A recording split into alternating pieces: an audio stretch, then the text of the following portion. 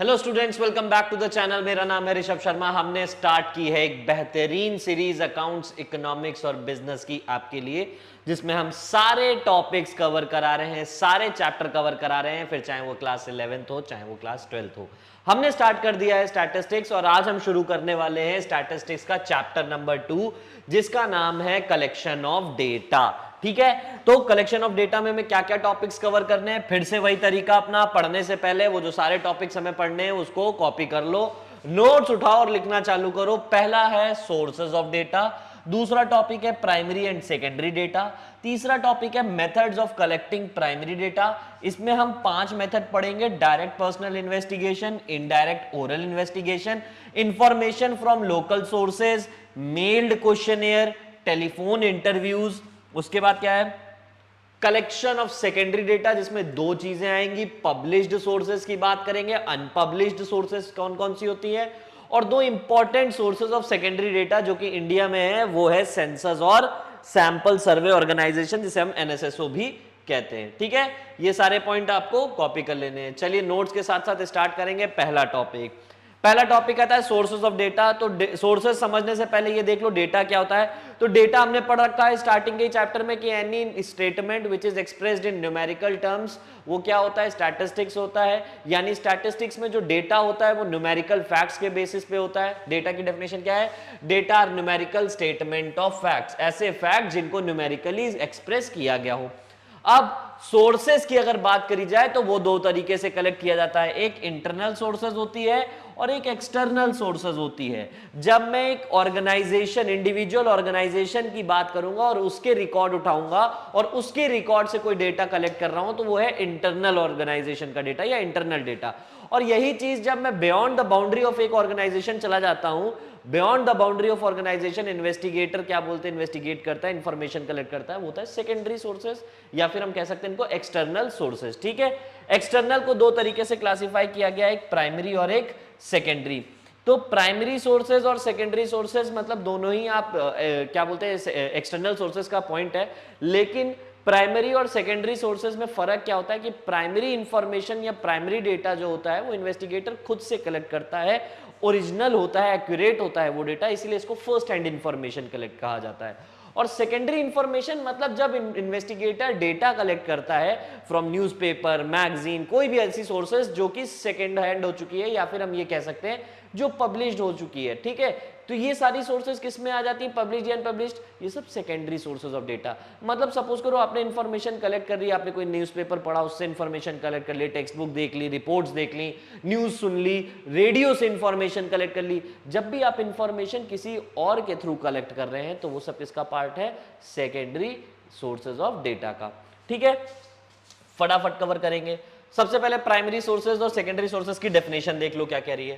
कह रहा है statistical information which are collected for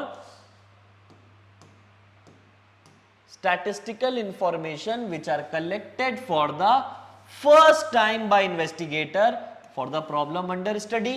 मतलब कोई इन्वेस्टिगेटर कोई भी इंफॉर्मेशन फर्स्ट टाइम कलेक्ट कर रहा है, ओरिजिनल इंफॉर्मेशन खुद से कलेक्ट कर रहा है, तो वो प्राइमरी सोर्सेज ऑफ डेटा का पार्ट है। इसीलिए इसको क्या बोला जाता है बेटा, फर्स्ट हैंड इंफॉर्मेशन। क्या बोला जाता है, फर्स्ट हैंड इंफॉर्मेशन। ये 2 पॉइंट लिख लेंगे, ये दोनों पॉइंट मीनिंग में हो जाएगी।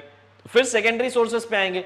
सेकेंडरी सोर्सेज क्या हो गया, अगर primary sources first hand information है तो सेकेंडरी सोर्सेज क्या होगा, सेकेंड हैंड इंफॉर्मेशन। तो कह रहा है secondary data are those which are, secondary data are those which are already in existence and which have been collected for some other purposes। भैया मुझे क्या बोलते हैं, अपने एरिया की मुझे अपने एरिया में इलेक्ट्रिसिटी जनरेशन का काम देखना है। ठीक है, अच्छा ये होगा यहां से कट, ब्रेक। सेकेंडरी सोर्सेज में देखो क्या होगा, सेकेंडरी सोर्सेज में होगा, secondary sources are those information, those data which are already in existence. इसका मतलब क्या होता है, वो इंफॉर्मेशन जो तुमने एक बार कलेक्ट कर ली है, किसी और पर्पसेस के लिए। भाई न्यूज़पेपर ने, सैंपल सर्वे ऑर्गेनाइजेशंस ने, ये क्या होता है, ये इन्फॉर्मेशन कलेक्ट करते हैं और रिकॉर्ड करते हैं। अब वो इन्फॉर्मेशन जो उन्होंने रिकॉर्ड करी है, मैंने उस पर्टिकुलर इन्फॉर्मेशन को उठाया और कुछ एनालिसिस करके अपनी इन्फॉर्मेशन, अपना आउटपुट निकाला। तो यहाँ पर मैंने खुद से जाके डेटा नहीं कलेक्ट किया है, यहाँ मैंने उन सोर्सेस का सहारा लिया है। तो ये क्या हो गया, सेकेंड हैंड इंफॉर्मेशन। इसको क्या बोलेंगे, सेकेंड हैंड इंफॉर्मेशन। ठीक है, ये हो गया हमारा प्राइमरी और सेकेंडरी सोर्सेज। अब इसके बाद दूसरा टॉपिक जो हम स्टार्ट करने वाले हैं, methods of collecting primary sources of data. ठीक है, अब method of collecting primary data में हमने क्या पढ़ा था, कितने टॉपिक हैं, जल्दी जल्दी देखो फटाफट, है ना। Direct personal investigation, indirect personal investigation, information from local sources, meld questionnaire, telephone interviews. तो इसको पढ़ने का क्या तरीका है, ये सिंपल ऐसे आएंगे, आपसे इसका मीनिंग पूछा जाएगा, मेरिट डिमेरिट पूछा जाएगा। तो आप क्या करोगे, एक तरफ मीनिंग, एक तरफ मेरिट, एक तरफ demerit, meaning merit demerit, meaning merit demerit, इस तरीके से क्लासिफाई करके हम पांचों पॉइंट पढ़ेंगे। ठीक है, तो सबसे पहले direct personal investigation. Direct personal investigation, जब इन्वेस्टिगेटर रिस्पोंडेंट से डायरेक्टली क्वेश्चन करे, डायरेक्टली इंफॉर्मेशन कलेक्ट करता है। जैसे आप कहीं जाओ, आपका जॉब इंटरव्यू होता है, तो उसे हम कहते हैं डायरेक्ट पर्सनल इन्वेस्टिगेशन। एक तरफ इन्वेस्टिगेटर होता है, दूसरी तरफ आप होते हैं, यानी जो रिस्पोंडेंट जो रिप्लाई करता है। ठीक है, तो मीनिंग क्या होता है, the investigator personally studies the phenomena in hand and obtain first hand information. किससे लेता है फर्स्ट हैंड इंफॉर्मेशन, रिस्पोंडेंट से। अब जब आप फर्स्ट हैंड इंफॉर्मेशन की बात करते हो, है ना, जब आप फर्स्ट हैंड इंफॉर्मेशन की बात करते हो, तो इसमें क्या होगा, कुछ फायदे हैं, कुछ नुकसान है।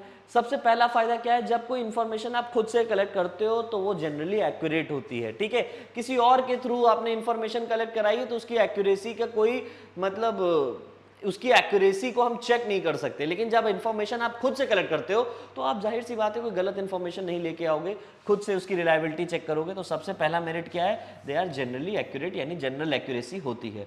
और दूसरा ये होता है more response. What is more response, when an investigator is personally involved in an interview, ठीक है, विद द रिस्पोंडेंट्स, की रिस्पोंडेंट के साथ इंटरव्यू ले रहा है, वो इंटरव्यू कंडक्ट कर रहा है, तो यहां पर वो ये एक्सपेक्ट करता है कि रिस्पोंडेंट के ज्यादा रिप्लाई आएंगे as compare to any other sources of collection of data. ठीक, नेक्स्ट डीमेरिट क्या होता है, डीमेरिट दो है, सिंपल सिंपल से। वो क्या है, not suitable for fast area. अगर मैंने कहा आपको एक ज्योग्राफिकल बाउंडेशन है, एक लिमिटेड एरिया की बात है, तब तो सेंसर, तब तो क्या बोलते हैं, हमारा ये प्राइमरी इंफॉर्मेशन कलेक्ट करना डायरेक्ट पर्सनल इन्वेस्टिगेशन के थ्रू तो आसान हो जाएगा। अब मैंने कहा एक शहर की ही पूरा डेटा तुम्हें कलेक्ट करना है, ठीक, मैंने कहा पूरे देश में तुम्हें डेटा कलेक्ट करना है, पूरे देश का एक एवरेज एक्सपेंडिचर तुम्हें पता करना है, तो यहाँ पर तुम हर एक के घर पे जाके तो नहीं पता करोगे कि प्रोड्यूसर्स का कितना है, कंज्यूमर्स का कितना खर्चा हो रहा है। एक एक आदमी से जाके बात करना बड़ा मुश्किल हो जाएगा। तो जब ज्योग्राफिकल बाउंडेशन बढ़ जाती है तब ये इस डेटा की रिलायबिलिटी खत्म सी हो जाती है कि अब ये यार इतना आसान नहीं रह गया है। ठीक है, तो not suitable for vast area.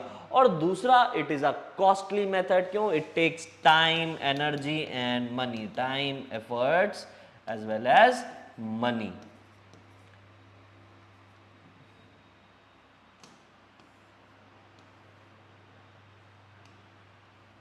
Money, इसलिए क्या है, कॉस्टली। चलो भाई, हमारा आता है इनडायरेक्ट ओरल इन्वेस्टिगेशन। ठीक है, इनडायरेक्ट ओरल इन्वेस्टिगेशन मतलब क्या होता है, यहां पर इन्वेस्टिगेटर खुद डायरेक्टली इंफॉर्मेशन रिस्पोंडेंट से कलेक्ट नहीं कर रहा है, वो इनडायरेक्टली कलेक्ट कर रहा है उन लोगों से जो या तो रिस्पोंडेंट के टच में रह चुके हैं या फिर उससे रिलेटेड इंफॉर्मेशन उनके पास है। ठीक है, ऐसा कब होता है, मैं एक एग्जांपल देता हूं। जैसे फॉर एग्जांपल, अगर कहीं पर एक एरिया में फायर अकर हो जाती है, ठीक है, आग लग जाती है, तो उस टाइम पे फायरमैन जाके जनरली क्या करता है, आजू बाजू के लोगों से इंफॉर्मेशन कलेक्ट करता है कि बताओ टाइम क्या था, कितने बजे आग लगी थी, कितनी तेजी से लगी थी, और आजू बाजू क्या यहाँ पर कोई फैक्ट्री तो नहीं है ऐसी जहाँ पर केमिकल हजार्डियस चीज़ें रखी गई हैं जिससे और आग बढ़ सके। तो ये सारी चीज़ें क्या है, यहाँ पर इंफॉर्मेशन उस पर्टिकुलर रिस्पोंडेंट से नहीं ली जा रही है जो उस टाइम पे जो जिससे हमें कलेक्ट करनी है, रैदर देन उसकी इंफॉर्मेशन आजू बाजू के लोगों से कलेक्ट करी जा रही है। तो ये होता है इनडायरेक्ट ओरल इन्वेस्टिगेशन। इसमें क्या होता है, under this method instead of directly approaching इंफॉर्मेंट the investigator interview several other person who are indirectly or indirectly in touch with the information sought. ठीक है, उससे रिलेटेड इंफॉर्मेशन डायरेक्टली या इनडायरेक्टली उन लोगों के पास होती है, उनसे हम कलेक्ट करते हैं. ठीक है, नाउ इसके भी दो मेरिट दो डीमेरिट होंगे. पहला क्या है, वाइड कवरेज. भाई जब भी बड़े एरिया की बात करेंगे वहां पर हम डायरेक्टली इंटरव्यू कंडक्ट नहीं कर सकते, इसलिए वाइड कवरेज के एरियाज में इनडायरेक्ट ओरल इन्वेस्टिगेशन एक सबसे बढ़िया सहारा होता है.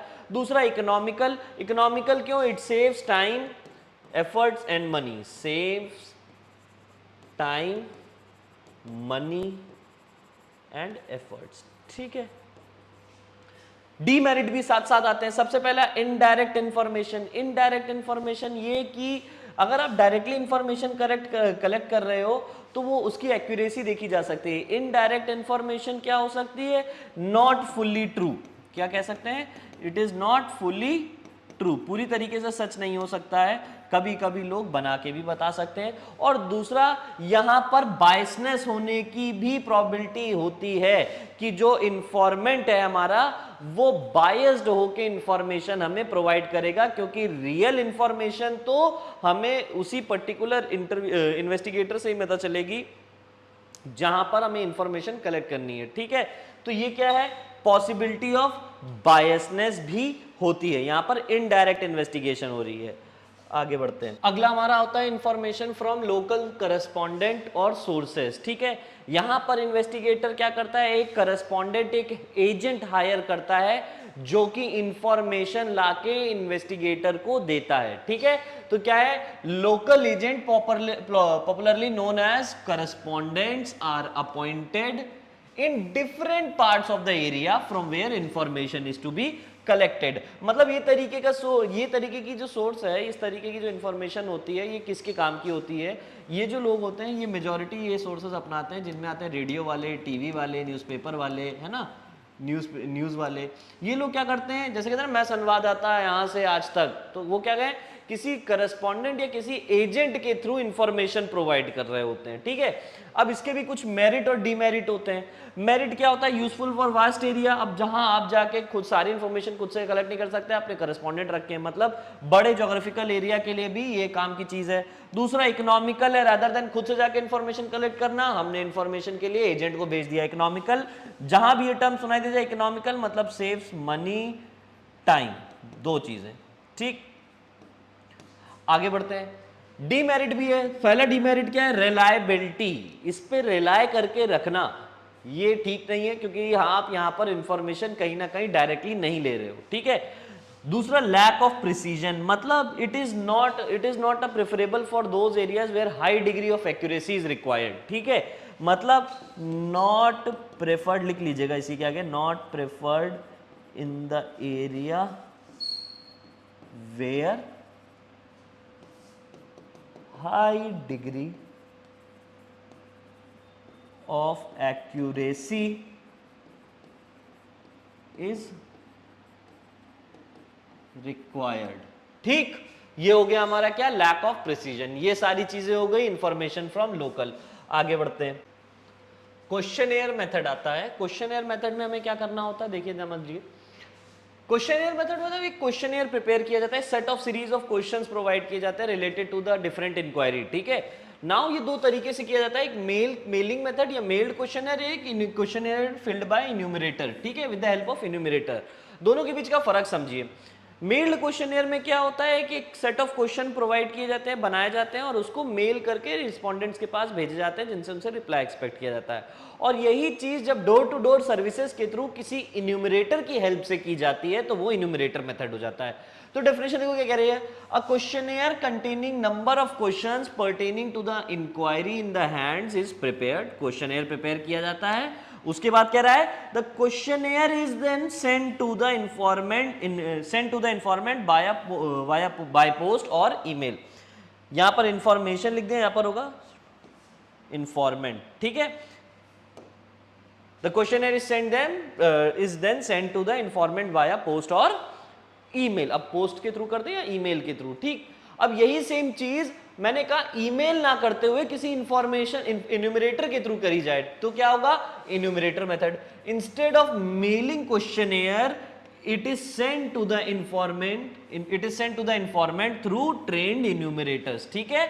रिक्वायर्ड इन गवर्नमेंट इंक्वायरीज, जब घर में सेंसस होता है, जनगणना होती है, तो गवर्नमेंट इंप्लॉयज ही आते हैं, लोकल गवर्नमेंट एजेंट्स आते हैं जो घर जनगणना में पूछते हैं कि आपके यहाँ कितने लोग हैं, कितने महिलाएं हैं, कितने बच्चे हैं, कितने जेंट्स हैं, ठीक है, पुरुष हैं, ये सारी चीजें इन्यूमरेटर के थ्रू की जा रही है। तो जब एक क्वेश्चन एयर इन्यूमरेटर के थ्रू कराया जाता है तो वो इन्यूमरेटर मेथड होता है, और यही जब मेल कर दिया जाता है या पोस्ट के थ्रू भेज दिया जाता है, जो रिप्लाई एक्सपेक्ट किया जाता है, तो वो होता है मेलिंग मेथड। अब दोनों के मेरिट डिमेरिट होते हैं, फटाफट देखो। इसका मेरिट क्या होगा? सबसे पहले मेलिंग में क्या है, सबसे अच्छी चीज सिंपल है, चीप है, इसमें आपको कोई एजेंट नहीं, इन्यूमरेटर नहीं हायर करना है। कलेक्शन ऑफ ओरिजिनल डेटा, जो भी डेटा है वो ओरिजिनल ही कलेक्ट होगा, क्योंकि जब जिसको मेल कर रहे हैं रिप्लाई उसी से एक्सपेक्ट किया जाएगा। डीमेरिट क्या है? लिमिटेड रिस्पॉन्स, जरूरी नहीं है कि हमारे मेल का रिप्लाई आए। दूसरी चीज क्या है? लिमिटेड स्कोप, वास्ट स्टडी में इसको हम नहीं देख सकते, ठीक है, लिमिटेड स्कोप। आगे बढ़ते हैं, मेरिट्स देखते हैं किसके? इन्यूमरेटर मेथड में। इन्यूमरेटर मेथड में क्या है? ग्रेटर एक्यूरेसी, क्योंकि जब आप इन्यूमरेटर हायर करते हो तो चांसेस गलत होने के कम हो जाते हैं, क्योंकि सामने एक पर्टिकुलर पर्सन है जो एक्सप्लेन कर रहा होता है क्वेश्चंस, ठीक है, रिस्पोंडेंट को। मोर यूजफुल और इलिटरेट इन्फॉर्मेंट, ठीक है, जो वो इन्फॉर्मेंट जो पढ़े लिखे नहीं है, अब जिनको कंप्यूटर नहीं चलाना आता है, वो क्या करते हैं, वो सिर्फ जवाब दे सकते हैं, ठीक है, उनको क्लिक करना, इन्फॉर्मेशन देना, मेल प्रोवाइड करना, ये सारी चीजें नहीं आती है। तो ये जो इन्यूमरेटर मेथड है ये वहां के लोगों के लिए सही है जहां पर इन्फॉर्मेंट जो है वो पढ़े लिखे नहीं है। डीमेरिट क्या होता है? इट इज कॉस्टली मेथड, क्योंकि तुम्हें एक पर्टिकुलर इंडिविजुअल को हायर करना है। दूसरा डीमेरिट क्या होता है? It depends upon the skilful of enumerator, कितना अच्छा तुम्हारा इंफॉर्मेशन कलेक्ट हुआ है, ये डिपेंड किस पे करता है कि तुम्हारा इन्यूमरेटर ट्रेंड है कि नहीं। तो ट्रेंड इन्यूमरेटर मिलना जरूरी हो जाता है। आगे बढ़ते हैं भाई,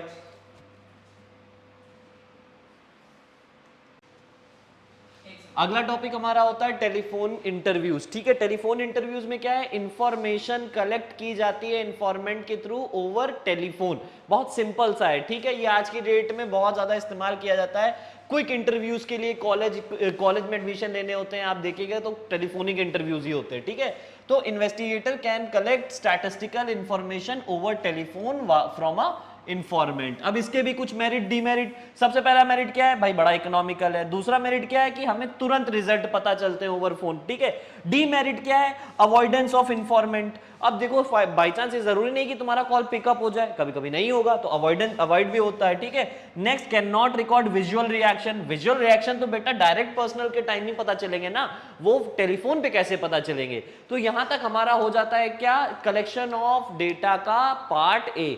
अभी मैं इसका कराऊंगा पार्ट बी, जिसमें हम सेकेंडरी सोर्सेज और सम इंपॉर्टेंट सोर्सेज जैसे कि सेंसस और सैंपल वो कलेक्ट करेंगे, ठीक है। मिलते हैं नेक्स्ट क्लास में। Thank you class.